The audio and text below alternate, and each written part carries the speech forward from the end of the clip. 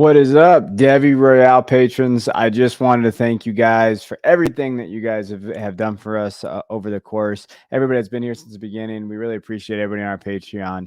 And I want to just kind of touch base with a few things. So one of the things that we want to do is get in the Discord if you aren't in there already. We're definitely going to be more active in there, definitely as the season goes. Start sits, Devy question trades, all of those things.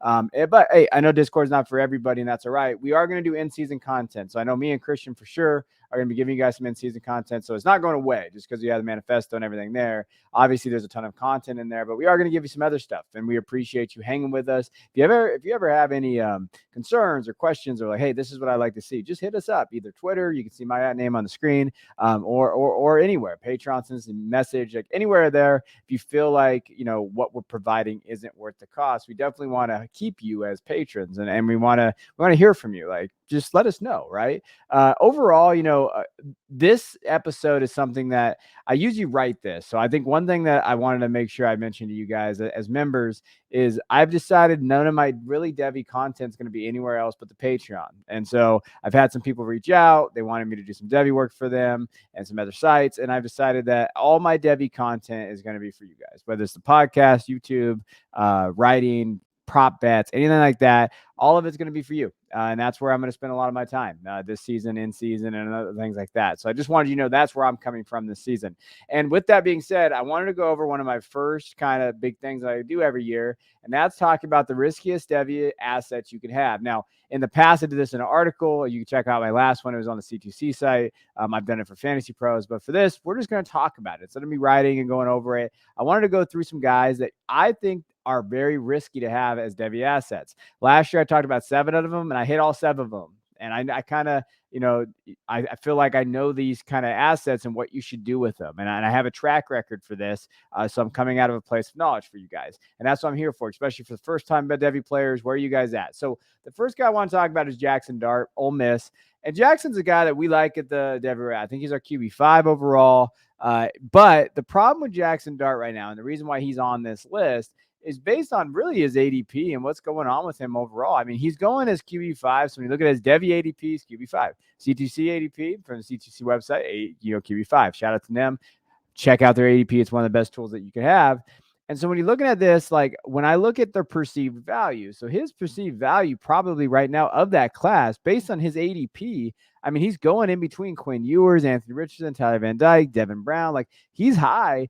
People probably expected him to be a first-round Superflex asset, right? I think actually he's a mid-second to third-round Superflex value right now because he's in a quarterback battle right now, Luke Altmaier, and that's not a great area. Now, Altmaier's been there. He knows the system. He's coming from USC to Ole Miss. Lane and all them, and we've talked about this. Like, he's going to get ready. He just had a really bad spring. But at a certain point, is he going to win that job? And I don't know. And if he doesn't win that job, when we think of Devy and we think of Devy value, if he's not going to win that job, his value decreases instantly. And it's hard to recover from that. So that's why he's risky. Like, maybe he does win it, but let's say he doesn't win it outright. They share for a couple games. They go back and forth. You're essentially hoping that he starts next year and goes, he crushes it. Because if not, you're going to lose out on value, right? It's not so much about player and stats and all that. Like, obviously, we saw him last year come in. I think I like his arm. I like his accuracy. I think he can take risks. I think he's going to have to minimize that. That's something Lane can get him there. But he's a risky Devy asset, right? So when we're thinking of him now, what would I do with him personally? I'm holding unless I can go get one of those guys. But based on where he's at right now, his value is pretty much stuck. You're not going to be able to get what you got for him. So I'm holding. I'm hoping that he wins that job and he can look very good at Ole Miss. I mean, that's really what you're at in terms of the quarterbacks where you're going. I'm going to talk about some guys that you can get with Tyler Van Dyke, who was on the cover. So obviously he's going to be in there. So there's some guys around that area. If you like those guys, maybe use Dart. Maybe you can plan to sell high. But based on where his perceived value is, I'm a little nervous, but I'm going to put him as a hold. So he's a hold for me because I do think he has the talent. He came in late to Ole Miss. He's struggling a little bit. I think that he'll right the ship. He's too talented not to. Now, my next guy obviously is Tyler Van Dyke, and this is a guy for the Devy Royale. And for me personally, I've been off just based on pure value for the last year. I think Tyler's okay. I don't value him where other people value him at. So if you're looking at kind of where he's getting valued right now, Devy ADP is QB8, QB7 and C2C. Perceived value, I think first round guy. They think he can be QB3 of this class. I don't see it. When you watch the tape, there's things I don't like. I think that he's going to struggle with production this year because their wide receiver core is probably, honestly, the wide receiver core is pretty bad. It's not maybe the worst in the ACC, but it's pretty damn close. And so when you look at it, what his actual value is, I think based on market perception, that's where his value's at. I think he's a sell right now. I think you kind of sell now, you get out of there if you can, and then you look for some other guys. Now, if you're going to look for quarterback targets, Devin Brown from Ohio State, if there's some way you can do that. The one thing I will say, newer Devy players might not know who Devin Brown is. They might know of him, but they see a guy like Tyler Van Dyke, early production. Think of like how those guys are like, oh, I can get him next year. I'm going to go after him. Maybe you can get Devin Brown. Cameron Ward is someone I like, but again, it's one of those things. Like I know I'm higher on Cameron Ward than others. So this is all about preference, okay? But I'm looking at tools, right? I know Dyke has done it. Cameron hasn't, but I will bet on upside in tools like Cameron has over Dyke. Drake May's another one. This is going to be a little tougher because he just threw 5 touchdowns, but you never know. You might be able to throw it out there, Drake May. There's still some question marks around Drake May. Playing FCS school, like he looked good, but let's be real. Like, there's some question marks there. But looking at where he's going, there's some quarterbacks in there that I think you can take a shot on. Now, don't go after like, Jake Hayner, none of those guys. Like those guys aren't guys that I want. Grayson McCall, like those aren't guys. If you're going to let Tyler Van Dyke, you're looking for NFL upside. Here are some guys that have NFL upside. Now, I just think from a Devy perspective, I'm out on these guys. Like if I don't have Stroud but Bryce in this class, even those guys got some question marks that we've mentioned on the show. Like I'm out on these quarterbacks. Go out and try to either get a quarterback or, hey, you can always try to just, grab some other guys going around that ADP. So if we're looking at just ADP in general of like guys going around there, there's plenty of guys like, JoJo Earl, he's hurt again. Devin Neal could be an option. Javonte Citizen from Miami. So like there's guys around there that if you don't want to go after quarterback, you can go after some other guys. And I would always pivot off these quarterbacks that are question marks and try to go get some other guy because I think Tyler is there. So pivot off those guys, get running back, wide receivers, some value there. My next guy, risky Devy asset, Sean Tucker, Syracuse. I am not a Tucker guy. I think he's okay, but I think he's severely overvalued. 5'10", 205. I worry about his athleticism. I worry about his testing. And to me, if you're looking at where he's going, running back 9, running back 8, his perceived value probably right now, even my perceived value of him is a late first. Like I do think that late first fits where he's at just based on mocks, big boards that I've done. He's probably early second in that range, right? So when you're thinking of this class and where you have and the eligibility of these guys, I think he's in that range. So if you're looking at it, Bijan, Jameer, Zach, is Tank ahead of Sean? Is Blake, Kendall Milton, those guys, Devin Chain, like there's guys out there, right, that we could talk about. So I think he's a hold right now because I just don't think you're ready to get with him unless you have a Tucker truther. There's a lot of Tucker truthers out there. If you're a dynasty coach, some of these guys on Twitter that they call him up. If you can get someone like that to kind of get value, I don't hate getting rid of him in terms of like, hey, maybe I can go get some value there. It just really depends on your league mates. There's guys that really love him and there's guys that don't. And I think that's the question mark. Maybe like I put out on Twitter recently, if you're following me, would you rather have Sean Tucker or Donovan Edwards? Donovan Edwards got like 30% of the vote. I know I'm a Michigan fan, but if I'm out there and I can get Donovan Edwards plus for Sean Tucker, I'd do it. I think Donovan Edwards is a better receiver. PPR, that's what we want, fantasy points. I think he's going to prove that he can run in between the tackles. He's still in a timeshare, yes. But if you can use Tucker and say, hey, this is a guy who's going to be a first-round Devy, I want Donovan Edwards plus, I think that's a move maybe you pivot to. Get value, increase value, and then Edwards will see that breakout. So those are the kind of guys that I'm talking about with this riskiest area. Next guy, and I think it's a risk when we think of like Zach Evans because we like Zach Evans. He's shown flashes, hasn't finished the season yet, right? Injured, COVID, left the team. So like, and his entry. If you saw me and Anthony do our Out of Dynasty Drive YouTube series, his kind of background. So Zach Evans is a risky asset. Make no doubt about it. Okay, he is a risky asset out there. Now, will he elevate himself? So when we're looking at ADP and where he's going, running back 4, I mean, that's why it's a risk because what is he, right? He's got to break out. Can he get 1,000 yards? Will he be able to finish the season out? I think he went to a perfect spot. Ole Miss is a great spot for him, but he's risky because, I mean, his perceived value is late first. I think his actual value could be mid to late first. Matt Walbin's talked about him maybe have a pure running style better than Bijan.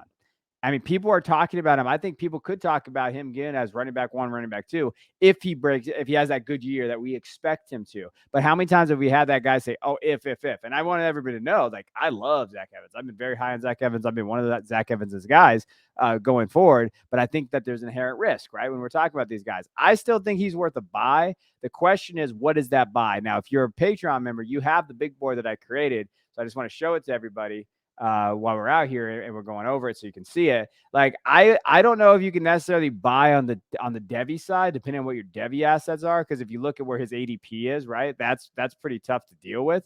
But when you're looking at his stuff here, you're talking about a guy like I put his running back 17. Now that might be a little high.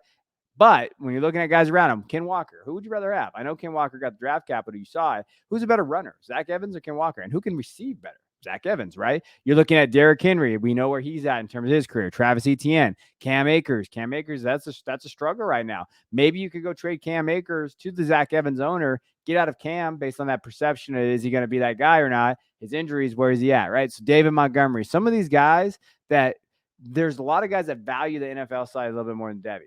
Those are the guys I would maybe try to go after with Zach Evans. Like, hey, go see if you can get that big board, that value. Other guys on there, please check it out. I mean, you could parlay a lot of these guys into something here, and you can use them, right? So that's the point. Elijah Mitchell, maybe someone wants a high NFL upside. They believe in that San Francisco running offense. It's a contender. Okay, I'll give you Elijah Mitchell for Zach Evans. Those are the things that could happen in leagues. Devy is such a wild card. So when people say like, "Oh, that trade would never happen," that's not true. Devy's such a wild card. People don't know how to understand values. This is where you can manipulate values. This is why you're on our page. This is why you're a patron to us. This is why you're on a Patreon, because we can see where the value kind of lies. Now, next guy that's risky asset from wide receivers, Raheem Jarrett. I like Raheem Jarrett, so I'll be the forefront saying I think he is, but he might not be the best receiver on his team. And where he's getting drafted right now, based on where it's at, wide receiver 9. I mean, that's crazy. When I looked at ADP, I could not believe it. His perceived value is probably a late first based on that 1 year, those 2 games that he had in his freshman year. I don't know if he's there. I think he's a sell, to be honest, guys. Like, he's a mid-second round superflex value probably right now in this class, just based on the numbers, based on the mocks I've done, and just based on my big board and everything I've kind of created. Jared, I think, might be a sell. Now, who are your targets? I think Bo Collins could have a breakout year this year for Clemson. Troy Franklin, breakout year for Oregon. Deion Smith, LSU. Like, we could see guys have that breakout. So for me personally, when I'm looking at Raheem, if you can go get a little younger and get a guy, the 24 class isn't as solid as everybody thinks it is. Like, when we're looking at we're not just going through our rankings. Like, when me and Christian did our 24 show, if you haven't checked that out, we talked about it. Like, this 24 class, when you're looking at just the top guys. So let's go through it real quick. You look at Xavier Worthy. Yeah, okay. Wide receiver 1, probably. Marvin Harrison Jr., wide receiver 1 or 2, depending on if he breaks out, right? We're talking about a guy that had one good game. Ja'Cory Brooks. Trayshawn Holden is over him on the dress part. Shout out to us. We had that before anybody else did. Okay. Emeka Iwuka is there. What is Emeka, right? Is he going to be able to just be a slot? Can he play on the outside? Mario Williams, what is he, right? Now, he could be a guy maybe you go try to trade for in that area, maybe, right? Okay, Troy's going to be there. Bo's going to be there. JoJo Earl, hurt again. Deion Smith, Lorenzo Styles, think it can be a good year. So when we're thinking of guys that maybe you can go get, try to go get someone in that 24 area that I think there's a lot of unknowns, but imagine Troy Franklin. He could pop up the wide receiver 2 or 1 in this class. And now you trade Raheem Jarrett for that. I think there's some perceived value they could get there. That's what I'm saying for Raheem. Now, last guy I want to mention, and then we'll get out of here, Marvin Mims. I think Marvin Mims is okay, but I don't think Marvin Mims is what we think he is. Like, in terms of like, hey, he's going to wide receiver 28, or excuse me, 18 and 23. So, like, we're not talking about a guy that's getting overvalued. I think he's a second round value, second to third, depending on draft capital. But the way that I looked at just the big board and just looking at the ADP of these guys, I mean, guys that I would try to go grab, Mario Williams, USC, Trevante Citizen, based on ADP and value, I think Trevante you can maybe go get, running back out of Miami. If he's drafted in your league, he should be, but if he isn't, Keon Graves from Ohio State, a lot of talk about that Ohio State wide receiver room. So, like, if you can go move Marvin Mims for these guys, here are some targets, not all. I mean, if you have questions like, hey, would you trade this guy? I think these are guys that are risky assets that you can kind of go acquire. For like Marvin Mims, risky asset, go get Mario Williams, go get Trevante Citizen, Keon Graves.